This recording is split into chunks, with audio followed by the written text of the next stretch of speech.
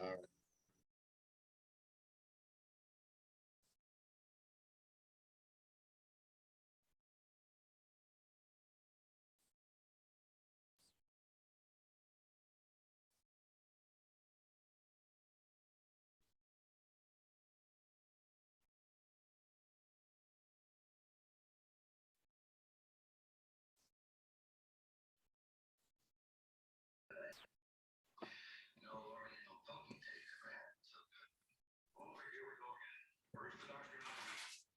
Hello, good morning, everybody. Morning. Morning. How are you? Good. How are you? Good. Another beautiful day in paradise. Yeah. What kind of view you got behind you? That's my visionary island of paradise. Nice. It's not the Villages, but it's close. This is not the Just- live Debbie. It's just a screen. It's just a screensaver Oh, wow. or background, or whatever Zoom wants to call it today. Hello, Mike. And Mike's is more realistic.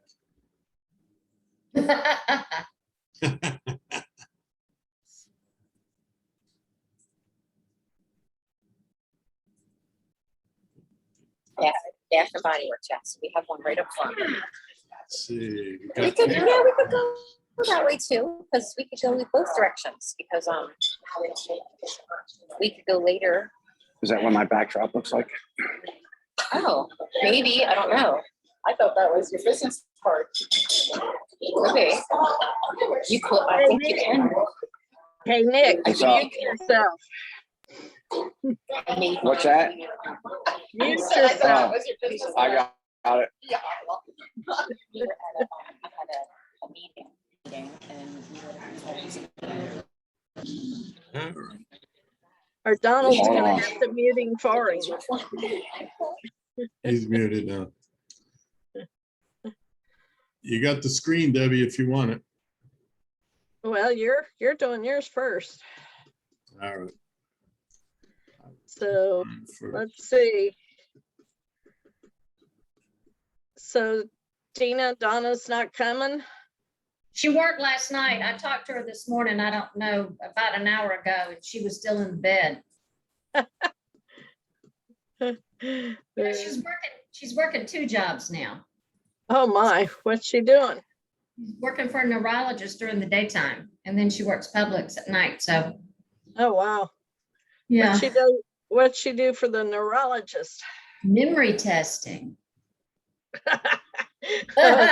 Yeah, We could have her on Zoom and see how we all do. I'm with you. I'm with you. I don't think I would work real well on that. Oh, Lord. So let me see. We know Carol's not coming. Pete's not coming. We got Mike and Jackie's wandering around.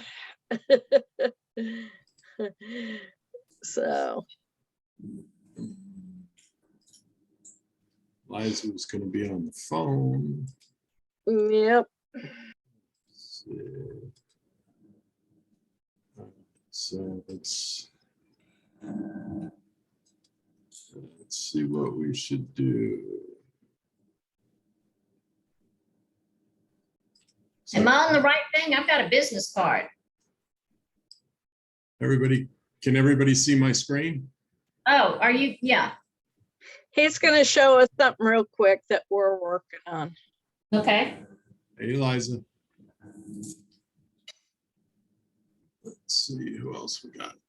Who are we missing? Nick the Third's working. Donna's working. Carol's at the dentist. Carol's at the dentist. Who else we got?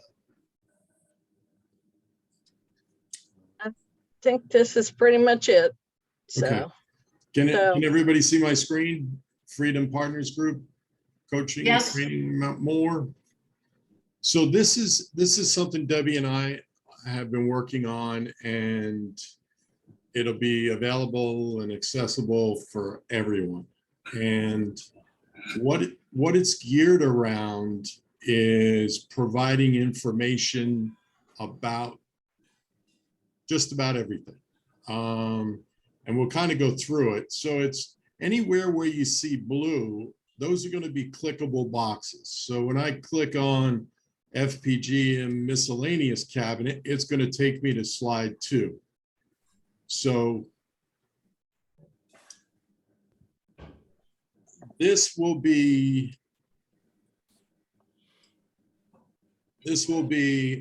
all these different folders are actually just going to take you to different slides. So these are Google Slides that we're developing, and each category will relate to something, right? So in this one, we're going to go to slide 4, and it's the Freedom Partners Group. So this is our Facebook, LinkedIn, and YouTube channel. So you'll have access to all of these different websites, folders, files.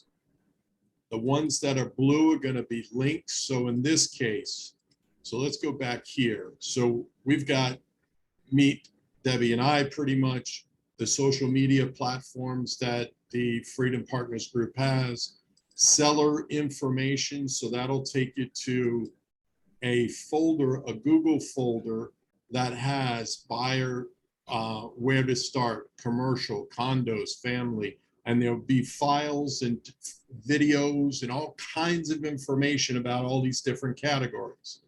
You said sellers, but you clicked on buyers, but that's okay. Yeah, well, they know what I meant. So you'll have access to all of the different information in each of the folders. Yeah. Why we're doing this. Say that again. I said, tell them why we are doing this.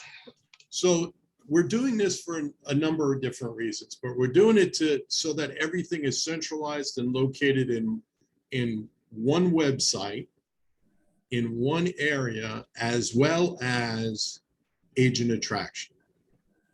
So one of the things that we'll talk about towards the end of today is agent attraction, and you know, we want to see who's interested, who wants to be involved in agent attraction, and Debbie and I have been involved in it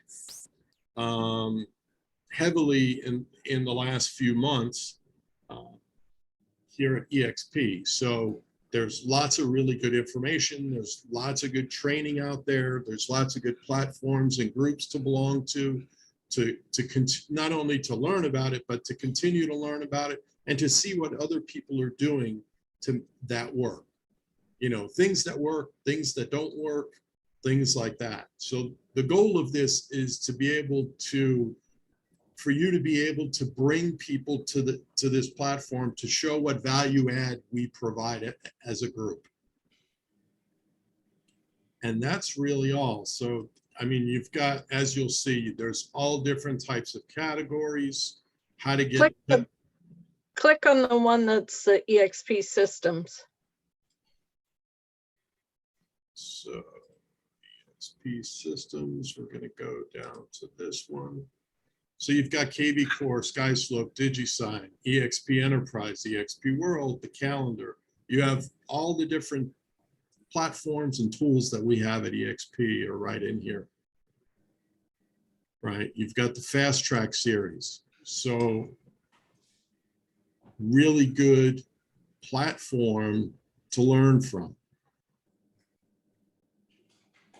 Right, so this will help you get started on how to get started, the roadmap. So there's Fast Start 101 to 114, I believe, is the latest one. But it kind of tells you, and there's videos and there's links to show you different files and things like that. So that's what this is all about. And then you got the REO and RELO and business cards and policies and all sorts. What's unauthorized activity? So that Is that Debbie's little folder on people? no. So what that's going to do is that's going to tell you that we don't do property management. That is correct. We don't do mortgage orientation. We don't. So if a spouse if you're at EXP, your spouse, and they're a licensed real estate agent, they must, or a broker, they must be at EXP. Can't work at two separate brokerages. Okay. And then title companies. I'm working on those two links right now. So those are kind of just the gist about what's unauthorized. What you really want to do is look at your ICA and look and see what's allowed and what's not allowed. And that's one of the things that people don't really go over, especially when they're looking at agent attraction. There's a lot of great information in your ICA, which is your independent contractor agreement, which we all signed. So do you know someone who does property management? There, Well, this whole thing is we're trying to set the groundwork that we don't have people getting into trouble. Okay. Because I see a lot on the EXP workplace, people, renting and stuff. And I Well, just They're wondering. doing the same thing you're doing. They're finding the tenant, they're doing that routine. Okay. They're not doing property management because we cannot hold escrow.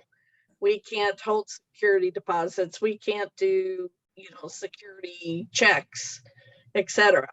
No, All you could do is, here's Joe Blow or whoever, Mr. Owner, and you check them out. So anyways, so do we think this is useful, that we're going to be able to use this? It's more It's a lot in of one work. place. Yeah, so this will take the place of my startup folder that I've had on Dropbox, because 99% of what's on here is what was in the startup folder. Plus we're adding other training. That way, if you want to know how to get sellers, you go to the sellers folder and dig through what you want to learn off of. So if you want to know FSBOs, there it is. If you want to know how to do first time home buyers, we'll have a section on it, etc. So, okay, let's move on to what Dina requested. So, Yes. so Dina, Go ahead. Most ahead. of mine have been cash deals, and I've had no problems with writing the contracts, but I got into this last one. And the agent sent it back to me and she said, I can't turn this in. It's not complete. And I said, what do you mean it's not complete? She said, you got to fill out the financing. No, I didn't know that. So it's those kind of things. It's the cash buyers and bidding wars. And it is, there was one more. I'll have to think of it. I just talked about it to Donna, but okay. So those are two things I know I want to talk about.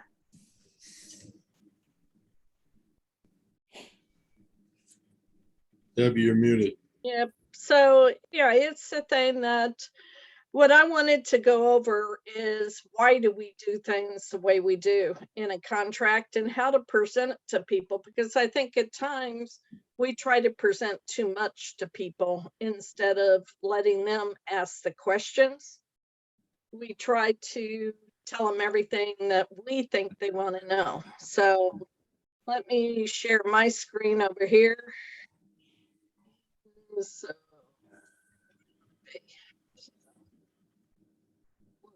go here. So I'm going to go into my form simplicity and just look at one that is complete. So that is a, come on, get out of the way, Zoom stuff. Let me find one that is, you all. Joe Blow, Mary and Joe Blow. Yeah, that's my test one for today. Oh. So let me find one. These folks had a mortgage. So when you're filling out a mortgage, it's not much different except the front page and the second page. So can you see my screen here? Yes, Okay. Come on. Can you bring it up?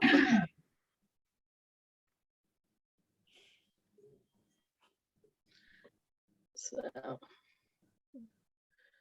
why will you not bring it up?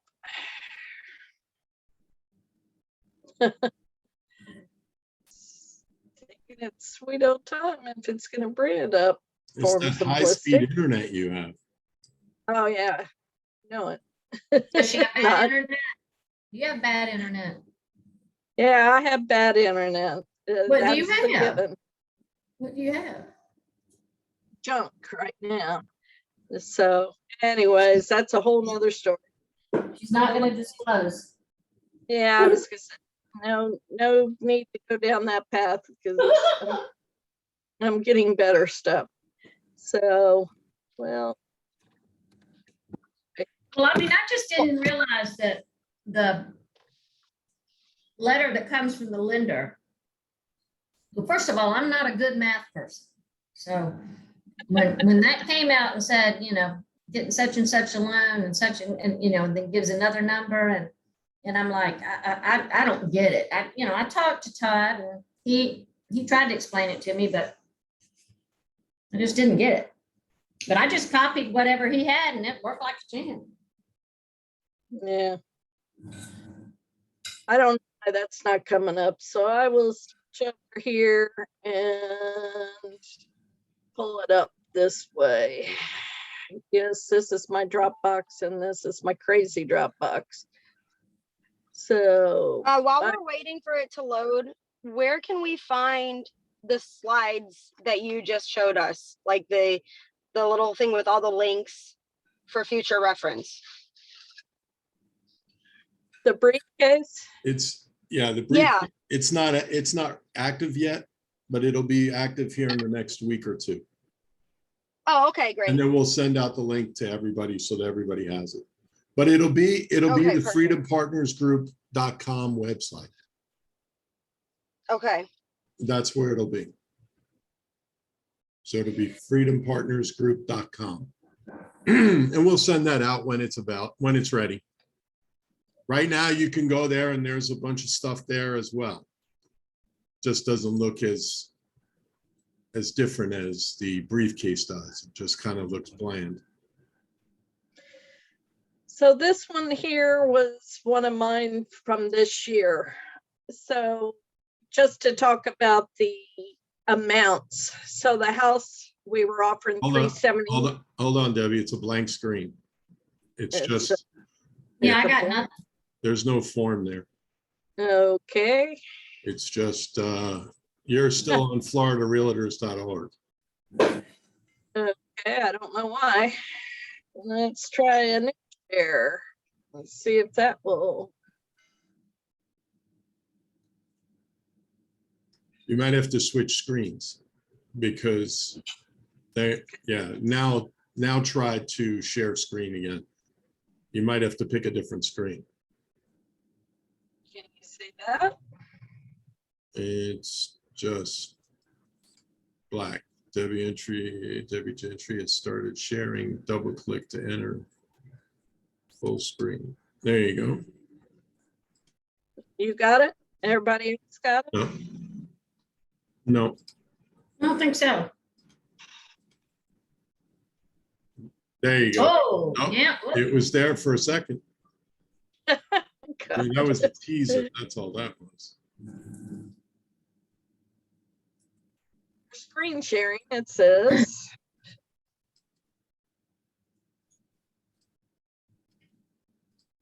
Yeah, it's still not showing.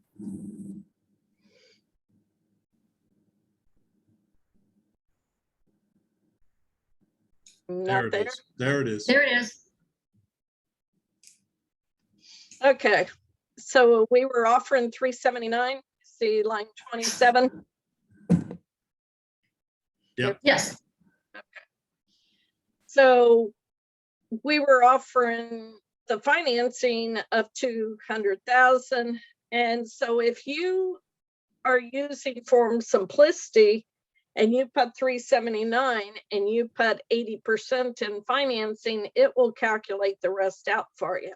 If you Okay. put in the $5,000 and the 80%, it will calculate the rest out for you. So you don't have to be a math wizard. That's why it's always important to do it on Form Simplicity, because number one, it's not handwritten and people can read Right. it.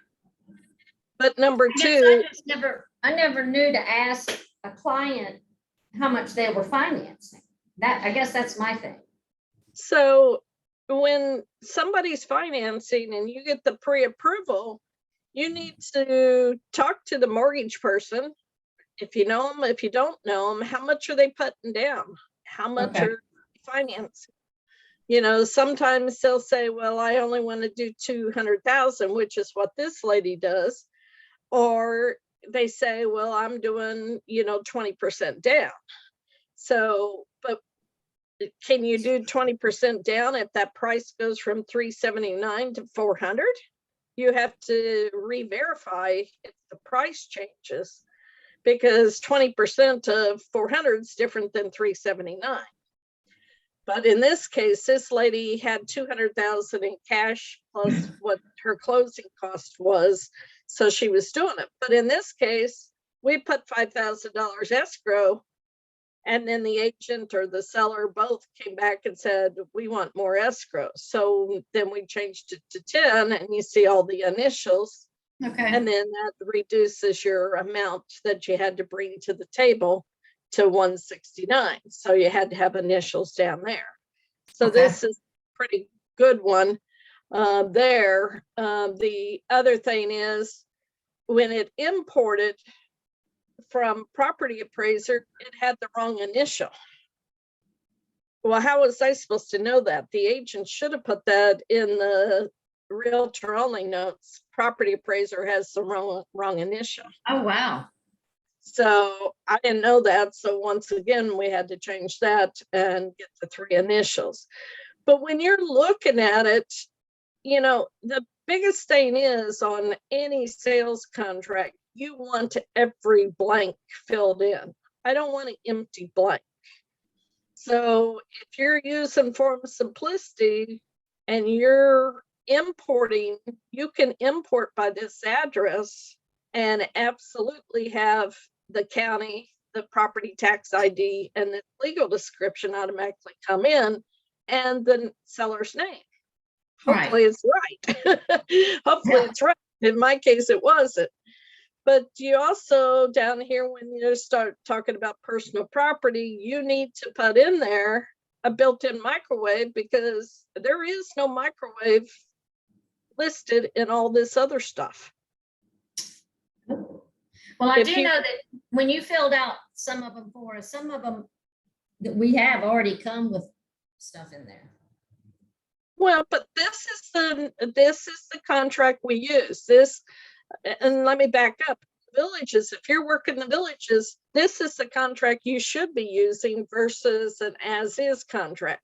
Liza will be using an as-is contract, but they're literally the same on this first part. You Right. have, people want to cross all this stuff out that's not there. Well, years ago, we used to do that, but now we don't. So you just want to make sure that you put in there what's not pre-printed.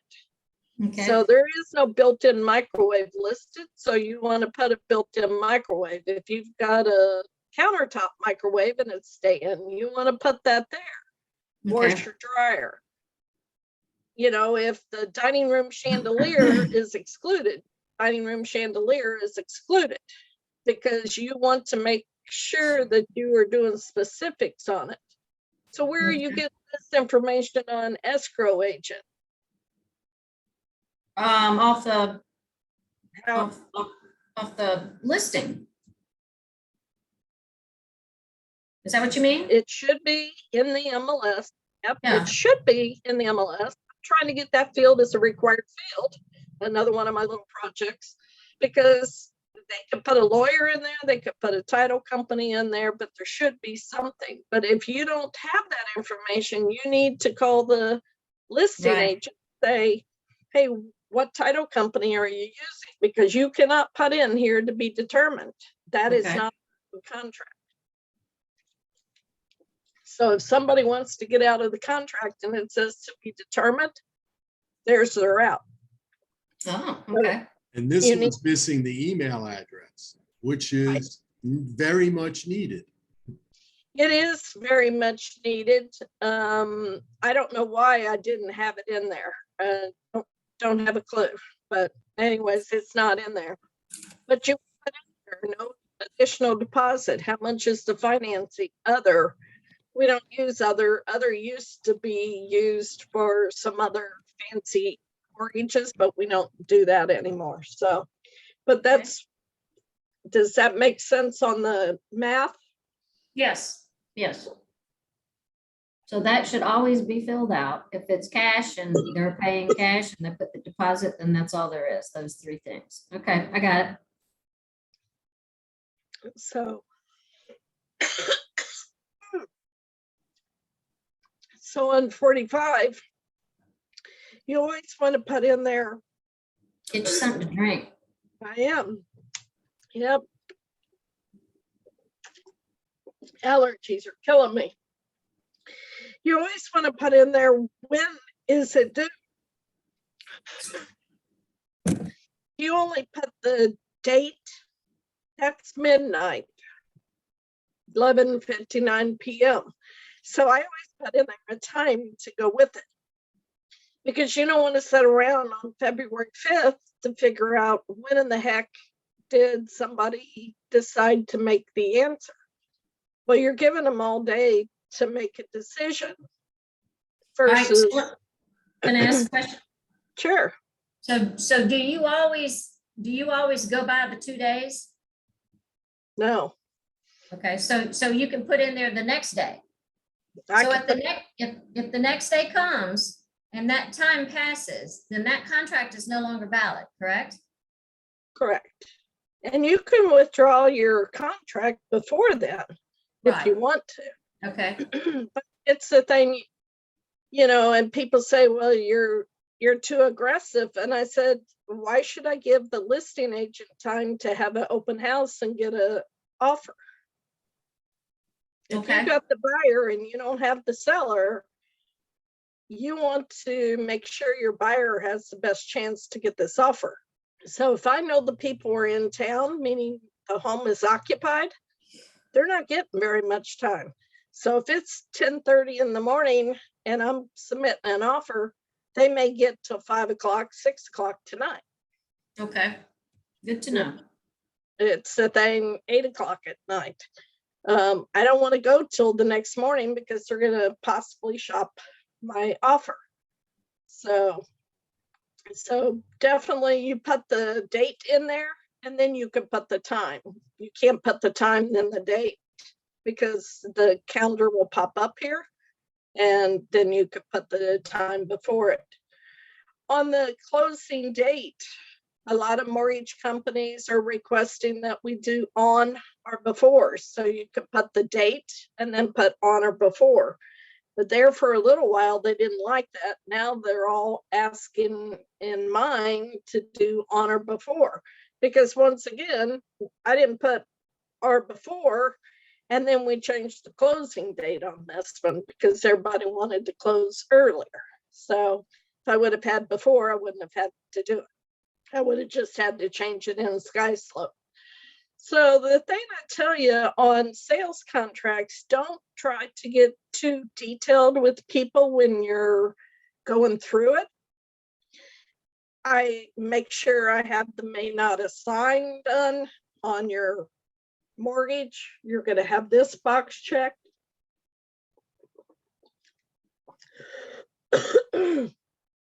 And then you're going to say, what kind of mortgage is it? Oh my, today is not a good day. Conventional FHA, whatever it is. You always want to put in here, what is the interest rate? Well, if I would put 3% and it goes to 3.5, she could get out of the contract. Oh. So it's always been acceptable to do market because we don't know. They may have a second home. This may be considered a second home. Second homes are now being charged a whole lot higher interest rate, as we found out Monday night talking to Debbie Smith. So if I would put in there thinking, well, it's 5%, well, she just told us that it's 6% on second homes now. So that's why you want to put interest rate of market, because it's whatever the buyer is going to get based on their qualifications. They may have terrible FICO scores, but they can pay a higher interest rate to still do it. So you never know. You want to put in there 30 years. Most people's doing 30. You want to put in here when they're going to apply for the application. It says if left blank, put 5. It's going to be 5. I do What not if want. they've already been approved? What do you put there? They haven't done the application 99% of the time. A pre-approval is not an application. Did not know that. Okay. So that's 2 different things. So it's the thing, I don't want any blanks. So in this case, we were on a weekend. So you have to think about weekends. So if this is Thursday, I don't want to put 5 because now they got Friday, Monday, Tuesday. So it'd have to be by Tuesday if I put 5. That's why I put 7, because it was coming up to a weekend. Okay. So if somebody wants out of the contract, like the seller wants out of the contract, they can ask for the proof that they made the application. And if you can't prove that they did it within that time period, they can get out of the contract. So you're trying to cover your butt to keep everybody in the contract, is what's Okay. going on. The number 9 is pretty same for most people to understand. And on this one, she had never seen the house. I hadn't seen the house. So I left the repair limits at 1.5% because I honestly didn't know. But in most cases, I take the repair limits down. But you want to make this less than 1.5%, because the way the seller looks at it is I'm going to have to pay 1.5% on each one of these categories, and on $300,000 house, that's expensive. So if you narrow it down on each one of the categories, you're better off. Okay. The number 2 one, I always say you don't want to buy a house with termites, do you? And the buyers look at you crazy and say no. I said, well, they can't fix live termites for $500. They can fix wood rot, but they can't fix live termites. So the minute that any one of those categories is over the repair limit, the buyer can get out, the seller can get out, or you can renegotiate. So if it's got live termites, they can't fix it for $500. The buyers don't want to buy it anyways, so they're out of the contract. Okay. Makes sense? Mhm. The third one is unclosed work permits. We don't find a whole lot here. In Orlando, I found a lot. So Liza has to be aware of that she may run into that, and her area may be higher for unclosed work permits because they may have a penalty to go with it. So you really have to check it out. But on hers, being an as-is contract, she'd be out of it anyway. So she doesn't have to worry unless somebody wants a regular contract. So on 144, if you've been in the house and you know there's not that many repairs based on what you could see, you might want to take that down to $2,000 or something to make it more attractive to the seller. That they say, oh, I only have to pay 2,000 versus 1.5%. And so that's the thing that you want to do on that. Any questions on the repair side? Mhm. So title evidence, once again, it says 15 days. This is 15 days prior to the closing. Well, we used to put 5 days. Well, 5 That's a days. little close. Well, 5 days is too close for the mortgage companies anymore. So once again, if you've got Thanksgiving that they're closed on Thursday, Friday, throwing in right around your closing time, this may want to be 20 days. So you have to kind of look at your calendar and see, okay, is title and mortgage going to be closed down, and do I need more time? Because that's requiring the title company to get the title commitment and all that good junk over to the mortgage company in time so they can close. In the state of Florida, 185, the seller's going to designate the closing agent. Why do we do that? Well, because the seller's going to pay for the owner's title policy and the buyer's going to pay for the lender's title policy. If you decide that the seller or the buyer wants to designate it, guess what? Now they get to pay for that title policy. And they're not going to be real happy when they find out it's $2,000 or whatever. So, Oh, okay. so in Florida, we always have the seller designated. If you've got a listing, be very careful, because the sellers have the right to choose the title company, not you. So if you have a seller that is kind of what I call contrary, I put it in writing. Who do you want to use for the closing title company? Okay. Because they can come back on you. Well, I didn't choose that. You did. So, and most of the time they say, I don't know, who do you recommend? And then you can recommend whoever you like from the seller side. So let's talk about that, Debbie. Let's talk about when we have a listing agent who is from out of the area, who puts an Orlando or a Tampa title company. How do you handle that? Well, if you read the fine print, it says that the closing should be in the county where the home is located. Well, 99% of ours, if you look at Freedom and you look at First International and you look at some of the others affiliated in Summerfield, they're not in the county that we're closing in most of the time. So if you have somebody from Orlando and they say closing agent is going to be Mary Smith at Celebration Title, first thing I'm doing is calling them and saying, are you doing a courtesy close? Which means they're going to bring somebody up to do the closing at a local facility. Oh, okay. And they say no. One of the agents from Remax complained he had to drive down to Orlando. And I said, no, you didn't.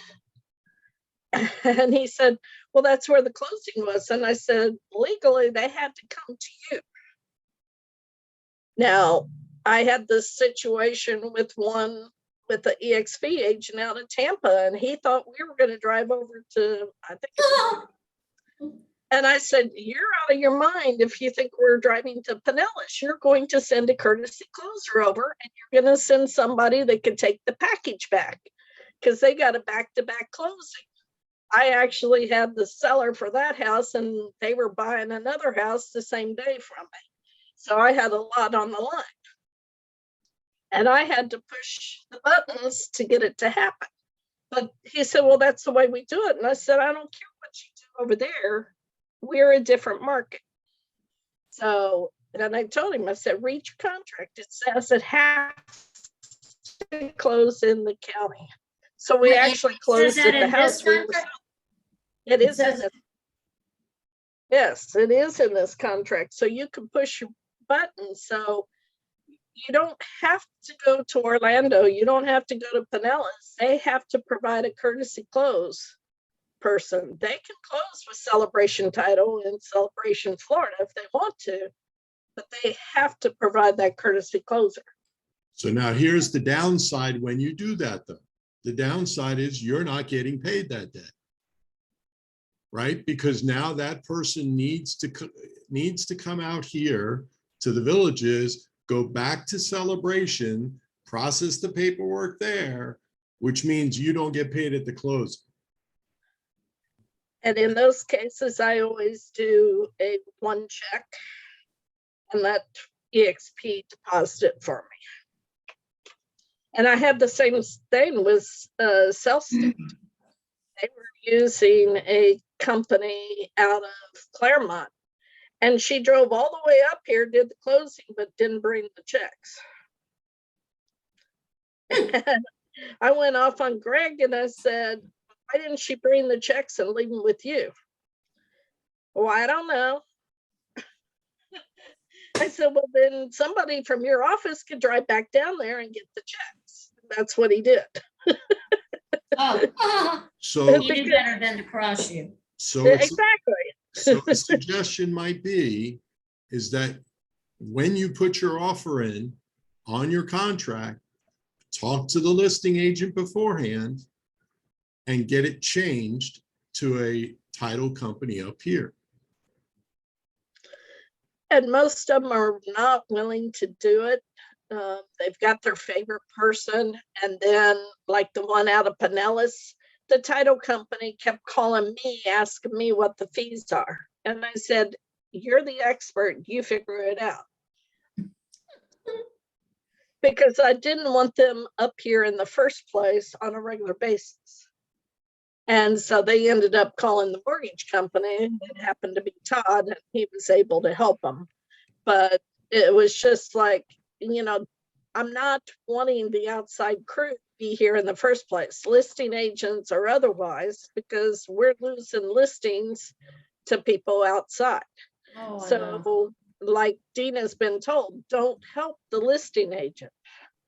I called a listing agent yesterday from Keller Williams and said, you got a finable offense. You might want to change that. He had no clue. Well, guess what? I'm talking to him about attractions. And so I'm trying to help him out. Otherwise, I would have just turned it in. If they would have been outside the area, I just would have turned it in for a finable offense. But it's the thing that's the key on the seller designating the closing agent. Yeah, they could designate the closing agent as Celebration Title down in Orlando, Kissimmee, but they have to provide that courtesy closer. Any questions there? No, ma'am. I have a question actually. Sure. So, for example, the house I reside in now is in Lake County. The person we bought it from, it was their second house. They also live in Celebration. So when we went to close, when we sold our previous house, we closed at, I think it was either Meats and Bounds in Claremont or the Closing Boutique in Claremont. And then we had a drive to Celebration Title to close on the house we were purchasing. My real estate agent should have told them, no, the house is in Lake County, so you need to close in Lake County, correct? Very correct. Okay, so she didn't do that. So I didn't realize that she should have said, no, it's because they reside in Celebration, but the house they were selling is in Lake County. Correct. So it's And the house being sold. It's the house that is being sold. Where is it physically located? Now, I had one in Orange County on the border of whatever the heck the next county is. My brain's already fried on the far east side. There wasn't a title company near there. So the listing agent actually picked Seminole County, which was the closest title company. My buyers got squirrely at the end. They went to a lawyer and the lawyer says, well, it's closing in Seminole. You don't have to close. Well, legal hotline said, no, that is the closest title company located to that house because it was in the boonies. And so if you read the fine print, if that's the closest title company, you're fine, as long as it's the closest title company. So they didn't get out, they closed, and they hated me all the way through because I was working against them, they said. And I said, well, you don't have any legal right to get out of the contract. They were just trying to, to find any loophole. Yeah, in your case, Liza, the sellers should have actually come up to Lake County to do the closing. Okay. You know, It and was a giant inconvenience. Right. And Lake County is a big county. They could have came right to Four Corners there and found a title company in today's world. They wouldn't have had to come all the way to Claremont. So, but yeah, and that's a perfect example. When you're down in your neck of the woods, you've got 4, 5, 6 counties all bunched together. You got to be careful about where your title company is. So, Is there anything illegal about closing in another county as far as the property goes? Like nothing illegal, but you allow a loophole to happen that if the buyers want out, they can get out. Okay, well, I didn't know that. I didn't use them. It was Celebration. It's who they picked. But both of my buyers were e-signing or whatever. So we didn't even go. Yeah. Okay. Mail away and it's Celebration title. It really doesn't matter because you're not having to physically go to Osceola County to close with Celebration title. So, but you just have to be careful because if your buyer would have wanted to back out, they could have backed out. Right. And that's the difference. I had a title company I worked with in Orlando and they decided to move to Osceola County and they couldn't understand why I couldn't use them. And I said, because you just moved from Orange County, which is where I worked the most. Now you moved into Orange County, into Osceola. All right, I'm jumping in on this.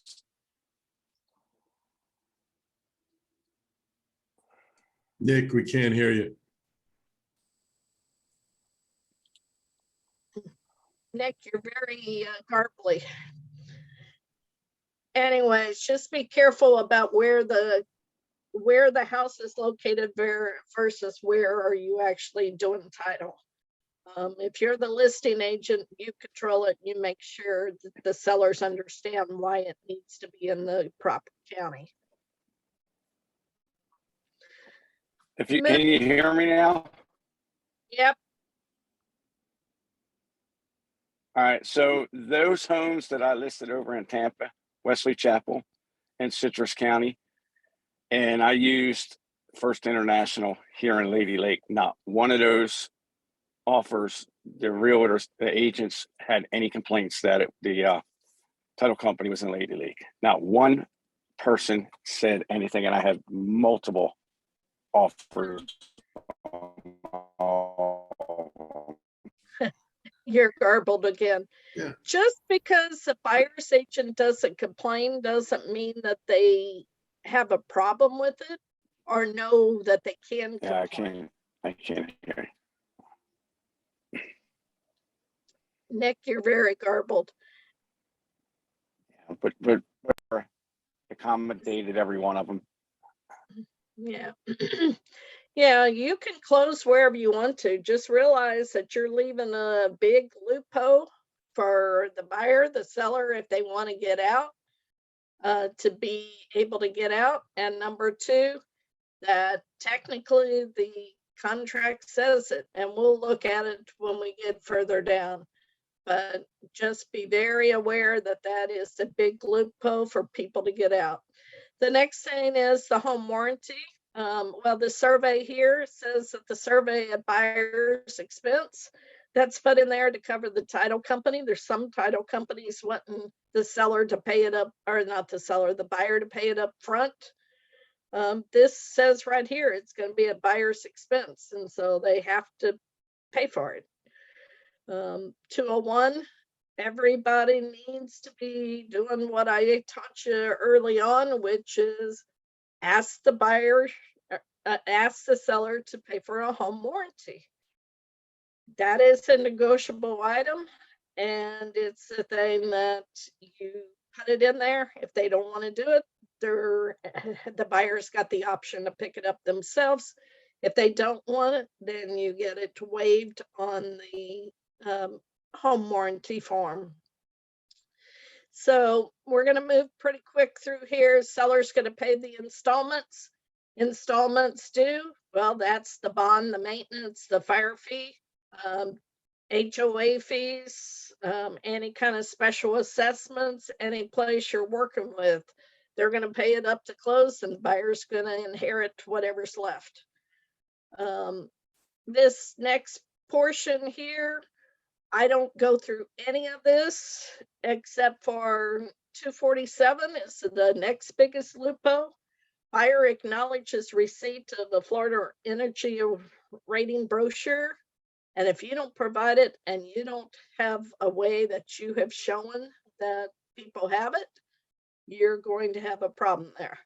So if you've got them in person, you give them a copy of it and you have another copy and you have them sign it. If you're doing it via e-sign, the e-sign, you have them e-sign the bottom of the energy brochure, and they got their copy when they got the e-sign back. Very important big loophole. My people that wanted out because of Seminole County, they tried this one. I had it covered. They just didn't know me very well. So 251, Homeowners Association in the villages, we do not have a mandatory association. Do not be filling out a HOA form because we don't have one. If the listing agent has one, do not have your buyer sign that. We do not have one. Why do we not want to use that form? Is if you're using a mortgage company from out of the area that has no clue, they're going to want somebody from the HOA to sign off that these buyers are okay for the association. We don't have an association, so we definitely don't have anybody that can sign off for it. So there's a lot of buyers, the listing agents that think we have a HOA and they put the 100 and whatever they want to call it, 162, 179, whatever number they make up on a HOA form. It's the wrong place to put it. So we don't have it. Property tax disclosure, it says right here, we're not relying on the current taxes. Well, in my e-sign or in person, I'm showing them the property tax information currently, and I'm having signed down the bottom that they see it. They have acknowledged it right here. They're not relying on it. The foreign investor, Liza will run into this probably more than we do, but if you've got a seller that is a foreign person, meaning Canadian, UK, wherever they're from, they really technically need to find somebody that says they're going to homestead the property. And if they don't, then it's really technically the buyer's responsibility to hold the taxes out for the IRS from the seller until they can prove that they filed their financial documents to pay that tax. It happens through the title company, but the buyers get really squirrely when they have to say that they're going to collect the tax. And that's what the form says, is if you look up the FRIPTA forms and read them, that's what that form says, is the buyer is going to collect it. Well, technically it's the title company, but the sellers get real squirrely when they find out they have to have their tax withheld if somebody won't say they're going to homestead the house. So you have to be very aware of it if you're the listing agent or if you've got the buyers and you're buying a foreign house, meaning Canadians or whoever own it. So seller disclosure, the seller knows of no material facts, blah, blah, blah. That's why I say that if you don't have a seller disclosure, when you're filling out this contract, right at the end, the seller will provide a seller disclosure by this date, this time. It should be right in there because you want it to be there. The only other thing I explain in the sales contract is the inspection period, that the buyer's going to have X number of days to get the inspections done.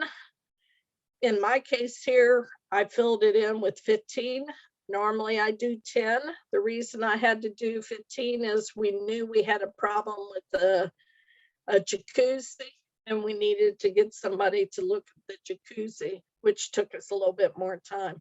But I tell my buyers, you've got 15 days from the date that everybody signs off on this contract to get all your inspections done, whatever those are. And we get the details back to the seller of what you want repaired. Or if you're doing it as is, like Liza will have, that's the time that you'd say, I want to go ahead with the contract or I want to get out of the contract. So, and we've already went through the repairs when I talk about the repair limits up above.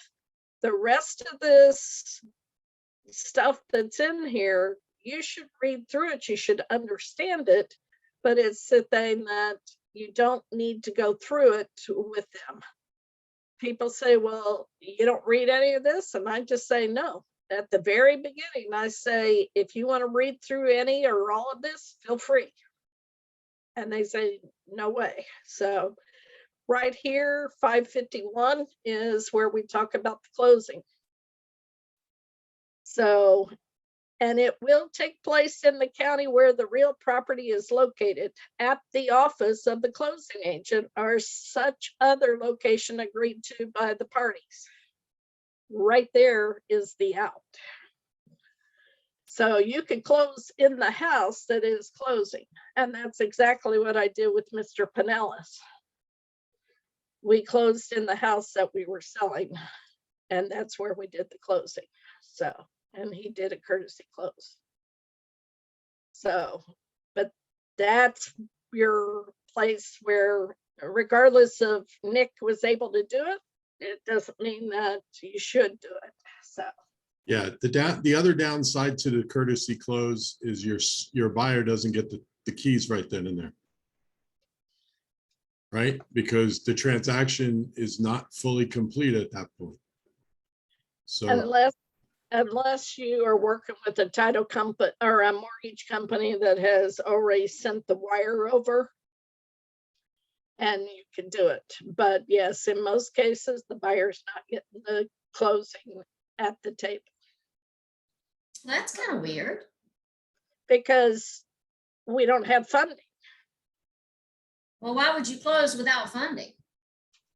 Well, you have to provide, when I say we don't have funding, when you have a mortgage, the title company has to scan over all these documents to the mortgage company that says, see, they did sign, here's your documents back. And then they have to wait for the funding.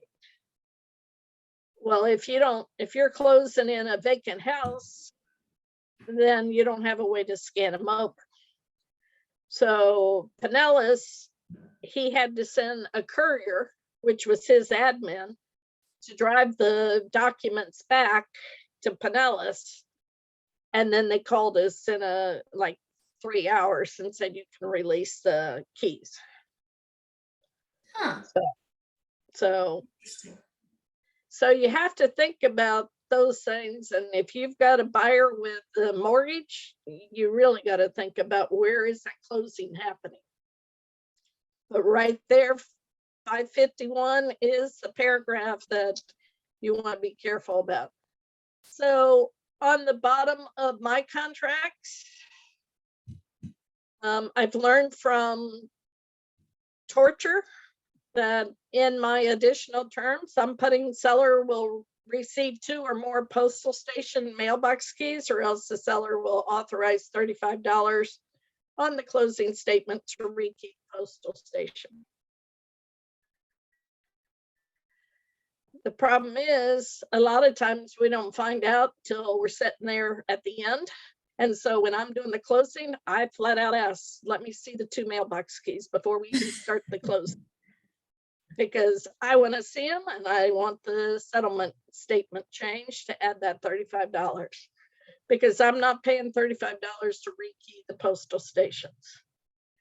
The buyers reserve the right to do a re-inspect within 5 days of the closing to verify all repairs have been completed correctly. Those 2 statements right there is because of one agent that didn't do those 2 things.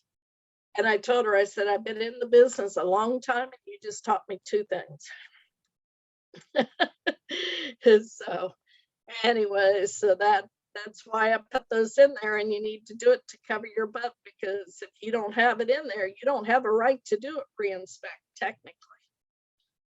But it's a thing, I want it within 5 days. That way I know all the repairs have been done, and then somebody can come in there and do a re-inspect. So.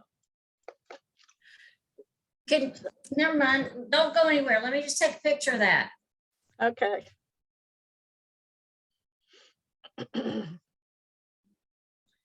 And I have that right in my Form of Simplicity sales contract package, because you don't know how many times I've had to pay $35 because we get 0 mailbox keys, which is exactly what happened on that one, or we got 1.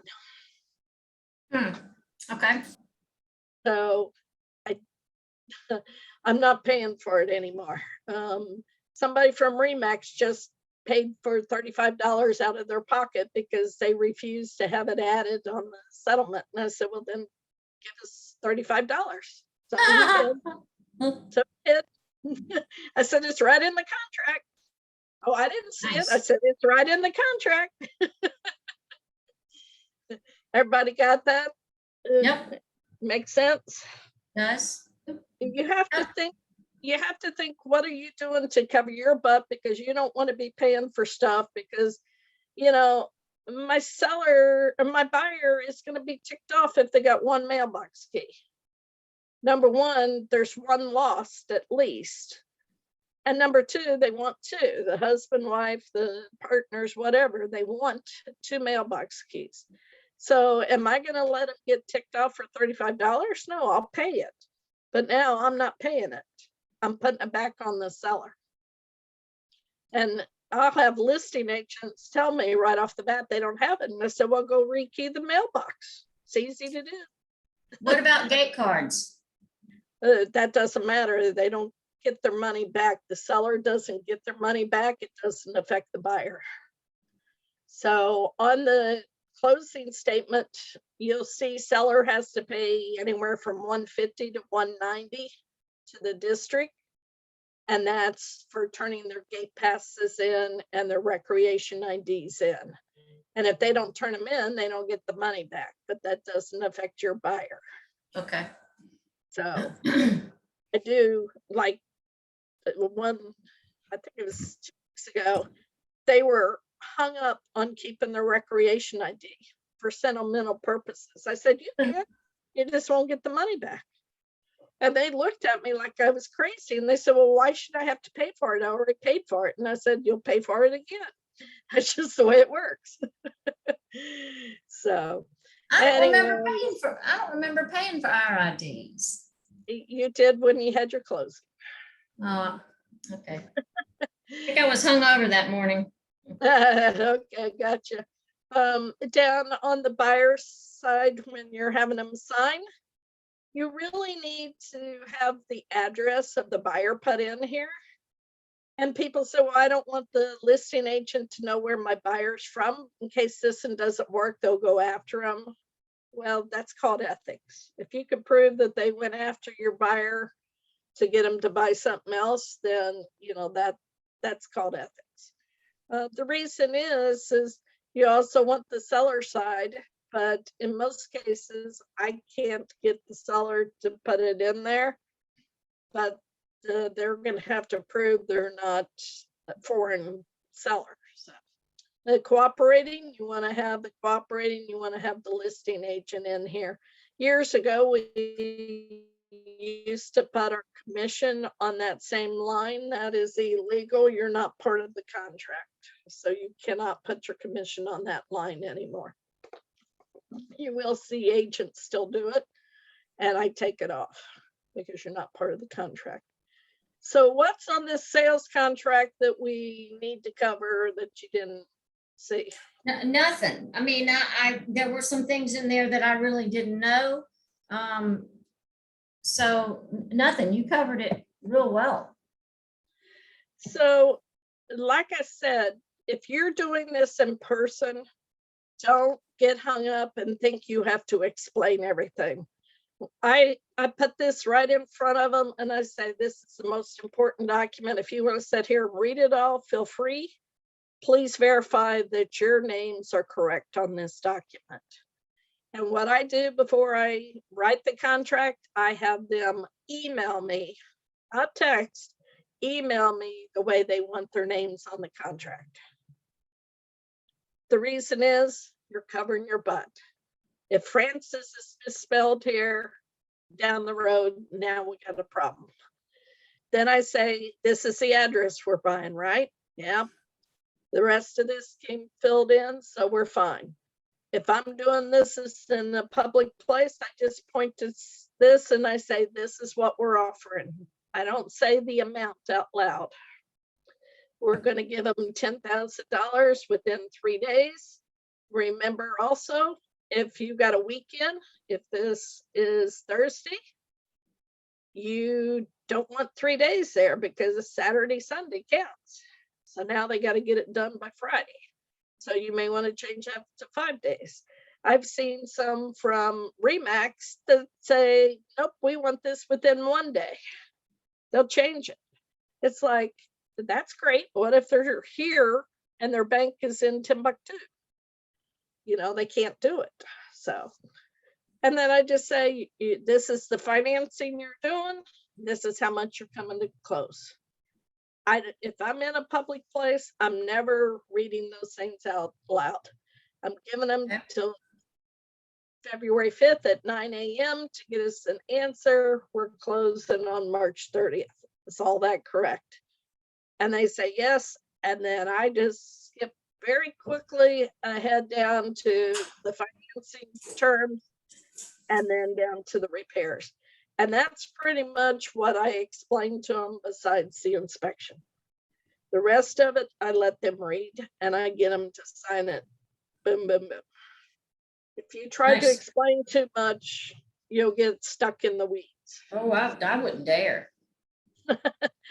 So the reason we don't do as is contracts here in the villages is because if another house comes on that they like better and is listed with the developer, they can get out of this contract for any reason. And then now you've lost your buyer and you're not getting paid.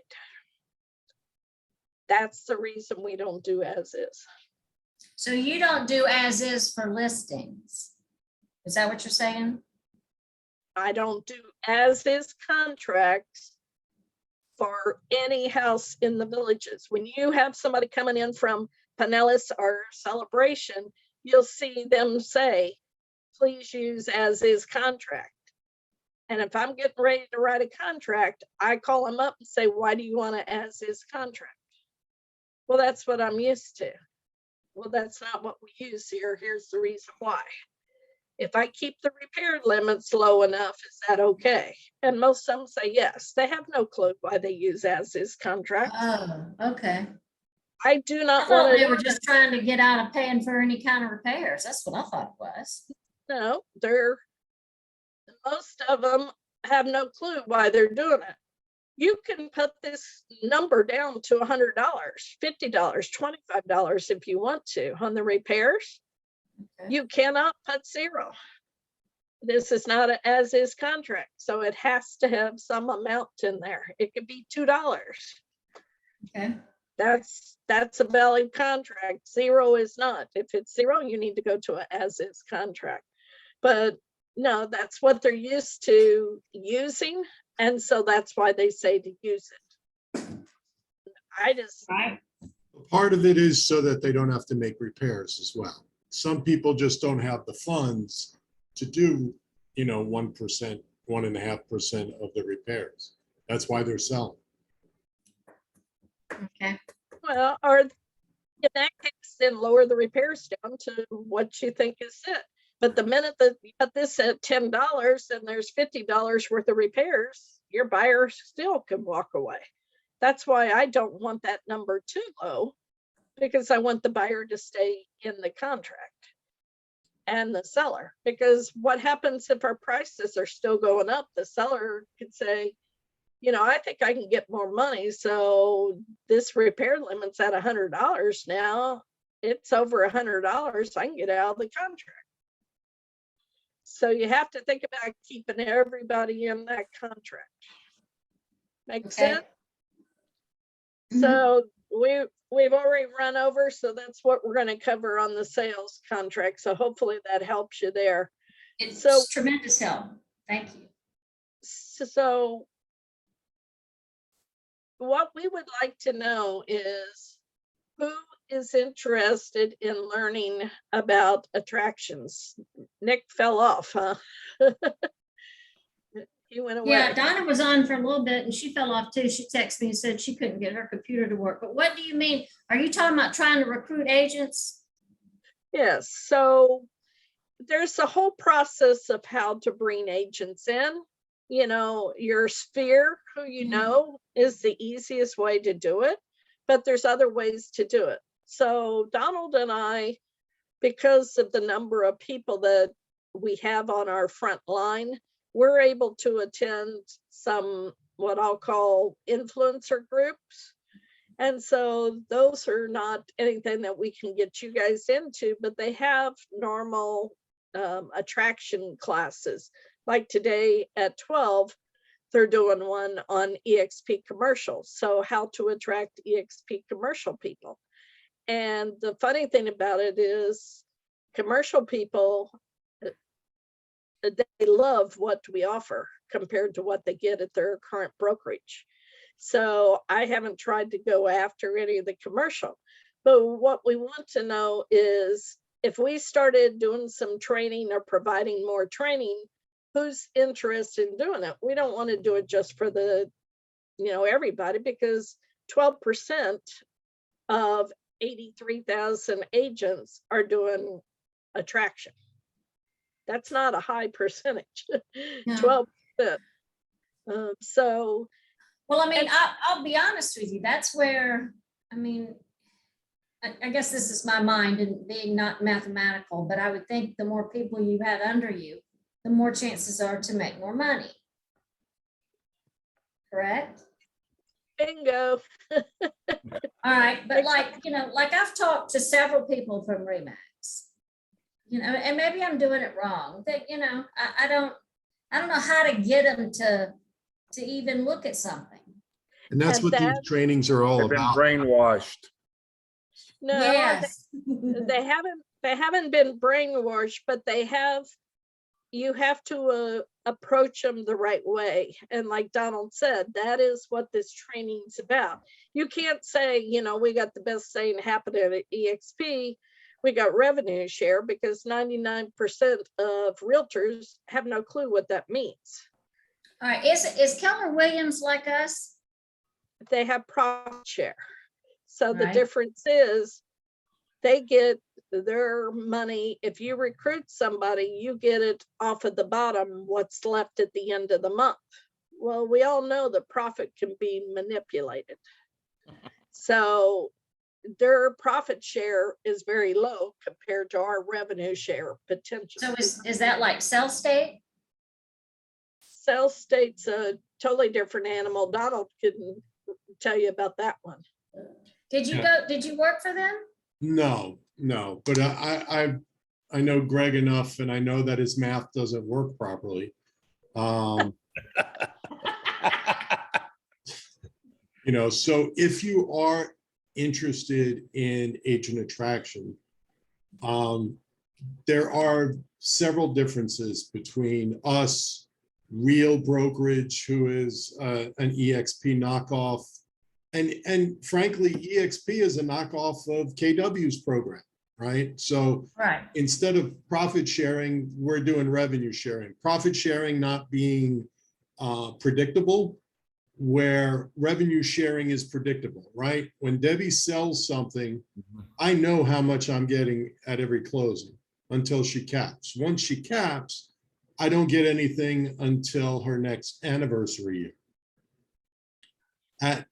Where in KW, it's very easy to figure out that I'm not going to get very much, because every month, the people who run the market center determine what it is that they need to buy, what could they pay in advance so that they don't have to pay out much and they cover their bills. So let's take a typical market, right? So let's take New York or Ohio or Indiana, where it's cold, where a lot of sales don't happen in the winter time.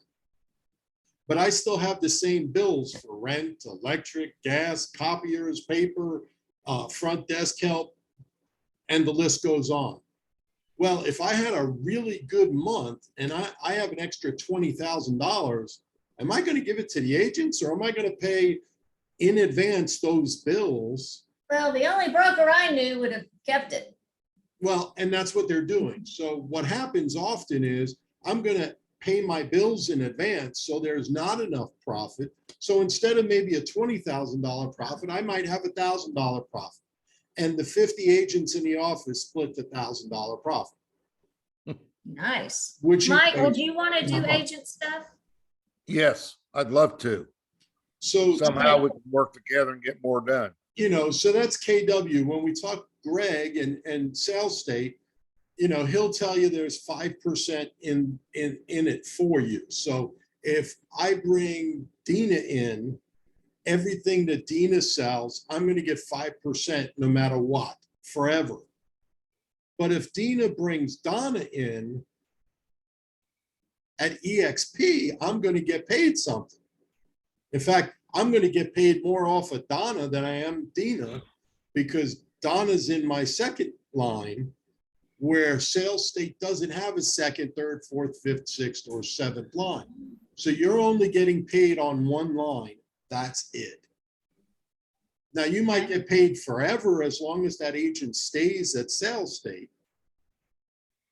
But if they're not doing anything, and you look at the record of Sales State agents, most of them are doing less than $1 million a year. This is totally a different subject, but is Stacy and Greg an item? Yes. Okay. Yeah, they let you know. They let you know they're an item on Facebook. Yeah, I mean, I knew that they were a long time ago, and then I heard they broke up. Yeah, No, I think they're engaged, if I'm not mistaken. They bought a house together, so yes. Yeah. So Yeah, so Yeah. I mean, Sales State's math just doesn't equate, right? It doesn't make sense. Keller Williams is going to be the closest. Them and Real Brokerage are going to be the closest to EXP, but there are major differences.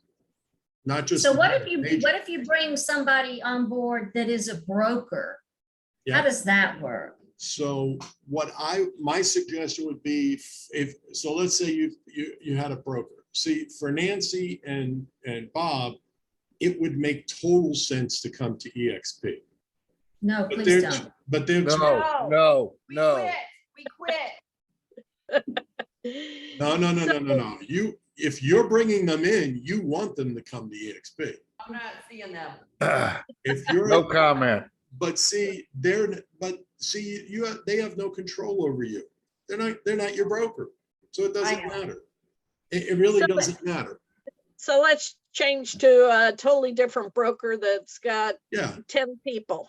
What about Ken Kozak? Yeah. So mom pop brokerage, let's say that, like Debbie said, who has 10 people. My suggestion is get Debbie or I involved, And then what we can do if we need to is we can get the people who are at corporate involved so that they can work all the numbers, right? It's all about numbers. It's about math. It's about what is the best way to position those agents, how many of them potentially would stay, how many of them would leave, things like that.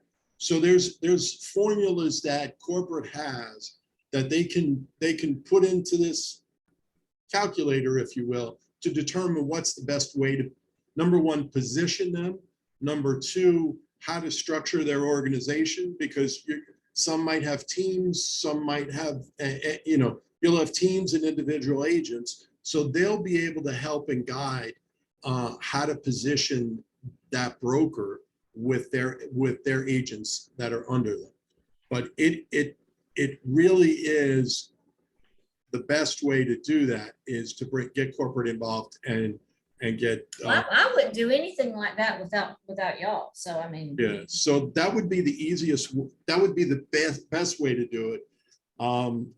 Debbie had a brokerage that she was talking to that had 25 agents, 20 agents, something like that. And they just decided to sell instead. But I mean, that's would be the best way. We would get corporate involved, and Debbie and I are very close, joined at the hip with the two growth VPs here at EXP. Yeah. They know us extremely well, and that would be our approach would be to get them involved when it comes to a broker situation. If it's just a single agent or even a team, a small team lead of maybe 5 or 10, just get Debbie and I involved, and if we need help, we'll bring in the growth VP. All right. Well, Mike and I want to do. We want to work. We want to go to these classes, but this is my thing. I have a husband who likes me at home at night, so I can't do I don't really do anything at night because he works all day. Yeah. Right? I need. I gotta cook and all that stuff. Conversations get done during the day. Most. Okay, that works. Yeah, so most of your agent attraction is going to be done during the day or on the weekends, perhaps. Nights, what we did Monday night, what we do at Gator Dockside, that's really just to get agents, brokers, and industry partners together to try to figure out how we can all work together, number one, how we put names to faces, number two. We're actually meeting people from outside the area. Citrus County folks are coming in. Mike's met a couple of those folks.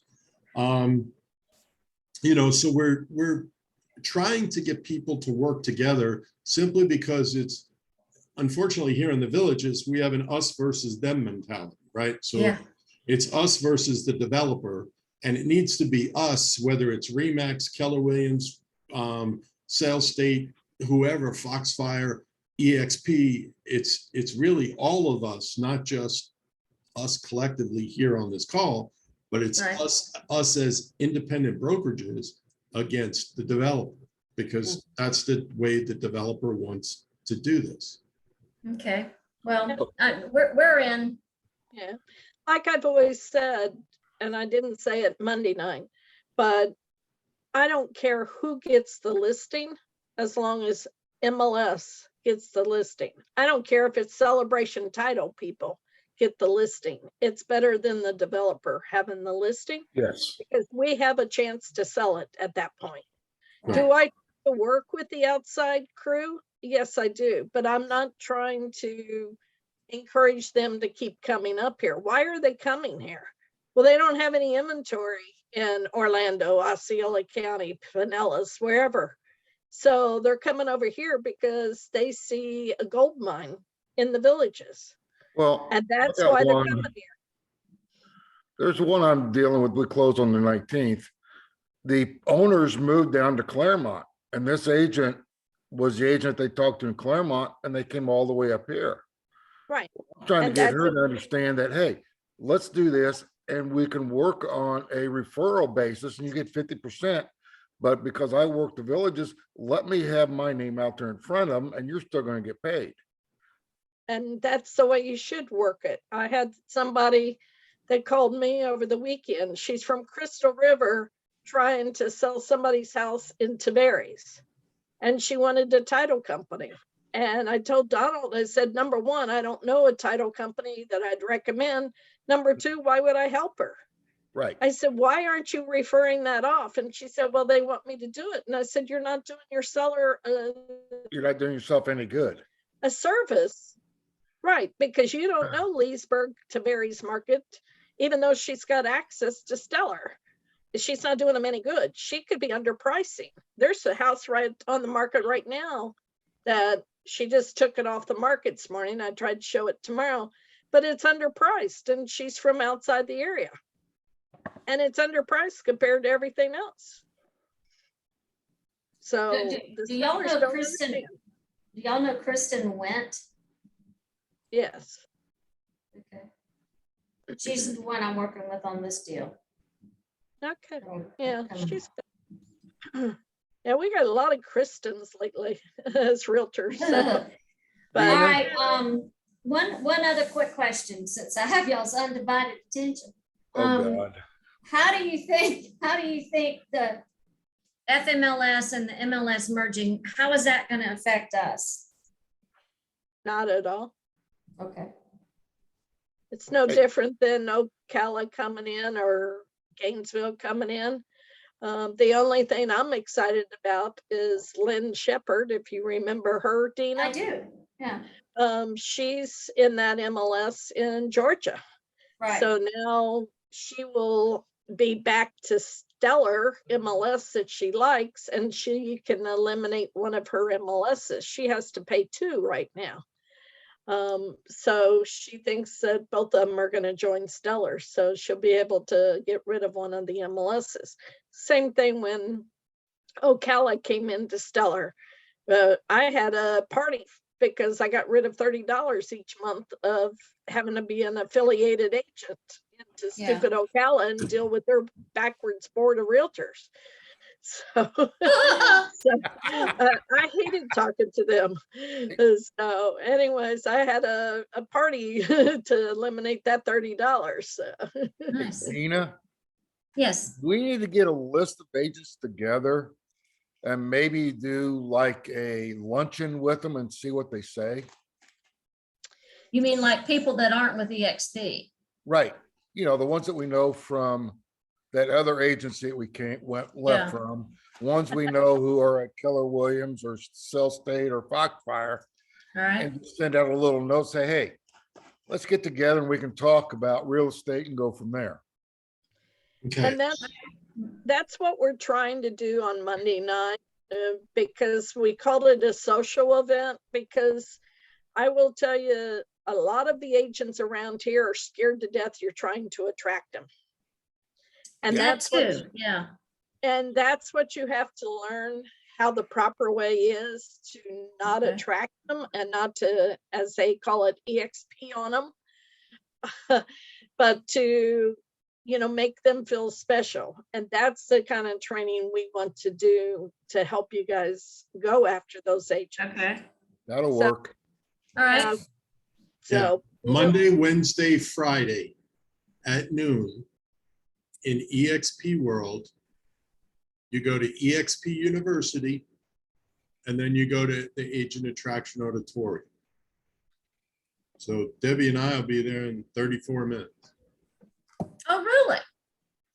So Oh, they okay. have different speakers every day, those 3 days, Monday, Wednesday, and Friday.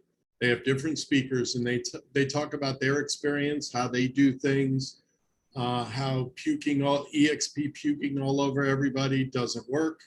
It's all about building relationships. It's all about, in some cases, and that's why the briefcase thing that I showed earlier is what we're trying to do is create value for people.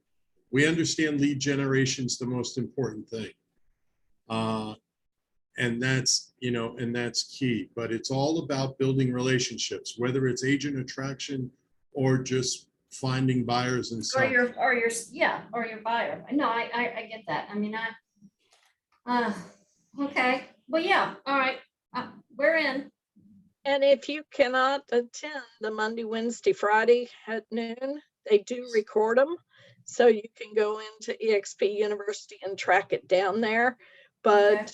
I've got it on my calendar. If I'm not busy, then I'm in there. I may be working on something else at the same time while I'm listening, but I'm in there because you never know what little nugget somebody will tell you that really gets you. And there was one last week that really got me. And so now it's got me thinking, I heard Donna's in it too. so, Oh, yeah. but, All right, Jackie, you got to show your face. You just can't be talking behind the scenes. You got to show your Oh, I'm face. ready. No, I'm eating Cheetos. She's got the orange fingers. All right, so, Now, don't forget Donna on podcast. this, Dina. do what? Don't forget Donna. I won't. Okay. We need to do something, I know. Just- I've been just- watching Glenn's podcast. Uh-huh. Y'all, I said, I've been watching Glenn's podcast. Have y'all been? I've listened to one or two. Yeah, the one yesterday, and she sounded like she was about 12 years old, but I've listened to probably 3 or 4 of them, and I'll be honest with you, you know, sometimes it makes you think about what you're doing, and maybe you should be approaching it a little different, because I really have no clue. But all the education and everything's so beneficial, so it's huge. What's this podcast you're talking about? Glenn Sanford's got a podcast every Tuesday and Thursday, and you can see it on Workplace. You get it, you sign up for them, and then you get an email, and you can click on the email and then hear it. Okay. Yeah, it's pretty cool. and All right, you know, well, I know y'all want to go to the bathroom and everything before your next class. so, you know, the thing that I really like about the company is everybody shares. You know, when we were at Remax, nobody shared. Nobody told you squat. You'd walk in the office, and if you needed to even know how to use the printer, they looked at you with the cross-eyed look like you're stealing secrets. Yeah. You know, I remember when I started at 466A with you, Dina, and Stacy was there, and I said, how do I use this binding machine? Because I had one at home, but I needed it there. And she said, oh, I don't know. And I Yeah. wanted to say, you're the office administrator. Hello. Yeah. So whatever the other lady's name was that was there at that point, she taught me. I can't remember who it was, but anyways, she taught me how to use that one. It was just different, but it's like nobody shares. And that's the Yeah. difference with EXP is everybody shares. And that's the thing that we got to, you know. We need to get that little Remax office on 466A to come with us. She sent me a card. We had a closing or something. She sent me a card, and I kind of just jokingly emailed her back and said, I was hoping you'd come to work with us. And, you know, it's just kind of Oh, freedom? blah, blah. Yeah, she doesn't have very many agents, I don't think. No. Okay. So, and I'll put this out there, and this is something you'll learn. Be very careful about getting into serious discussions with people that own franchises. Okay. If they approach you, that's fine. Don't be approaching them because they have contractual agreements. Yeah, you're not supposed to be stealing people. Just borrow. Stealing people's one thing, but the brokerage franchise is totally different. Yeah, okay. They're I obligated. didn't realize that. So. Yeah, they're under contract for a period of time. And there's major lawsuits that are out there and that have been out there that, you know, EXP has gotten in trouble for, and a whole host of other brokerages trying to attract other brokerages. And they're under contract. So you got to be real careful, and that's. So would that have been something bad that I did? I mean, could they come after me for that? No, that's kidding. To me, that's Yeah. kidding. But, you know, if you said, hey, let's have a Zoom call and let's talk about how you can come to EXP, that's bad. Yeah. Um, In her case, April's case, I would just go over and talk to her, go have some lunch and see when her contract is up. I would just ask when your contract, when is your contract with the Remax up? Right. And I'm guessing, what do they get? 4-year periods, 5-year periods? Typically. So, It should be about up. well, they have 3 and 5 and 10, so. 3, 5, and 10. Yeah, so she might be close to being up. Yeah, and April's a So, but sweetheart. yeah, the thing is, you could steal some for prime people, and then she doesn't have anything left, and she needs to come over too. So that's the company that decided to sell. That's what I'm doing with their people. Is okay, you didn't come to EXP. Well, we all know they're leaving anyway, so I'm going after her people.